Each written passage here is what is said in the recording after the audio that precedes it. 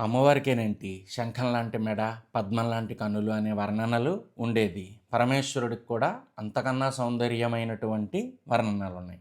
అలాగే జీవించి ఉన్నంత కాలము పరమేశ్వరుణ్ణి స్మరిస్తే ధైర్యాన్ని ఇచ్చేవాడు. మరణించిన తర్వాత ఏకాకిగా ఈ కళేబరాన్ని శ్మశానంలో విసిరికొట్టి చుట్టాలు బంధువులు అందరూ వెళ్ళిపోయిన తర్వాత అక్కడ కూడా నేనున్నాను అనే ధైర్యం ఇచ్చేవాడు పరమేశ్వరుడు. ఇవే ఈ శ్లోకంలో చెప్తున్నారు. ఏమని?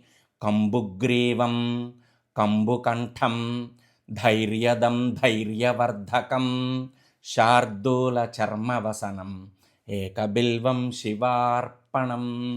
కంబుగ్రీవము అంటే శంఖము వంటి మెడ కలిగినటువంటి వాడు. కంబుకంఠం, ఆయన కంఠధ్వని కూడా శంఖము వంటి ధ్వని, ఆయన కంఠం నుంచి వెలువడేటటువంటి శబ్దం అంటే ఓంకారం, ఓంకార స్వరూపుడైనటువంటి పరమేశ్వరుడు.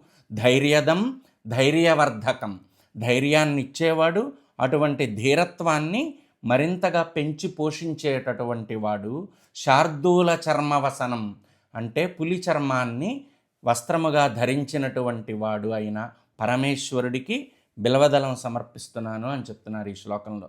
ఇంతకన్నా గొప్పగా పరమేశ్వరుడి గురించి వర్ణించిన శ్లోకములు లేవు కాబట్టే ఏకబిల్వం శివార్పణం అంటూ ఈశ్వరుని ఆరాధిద్దాం.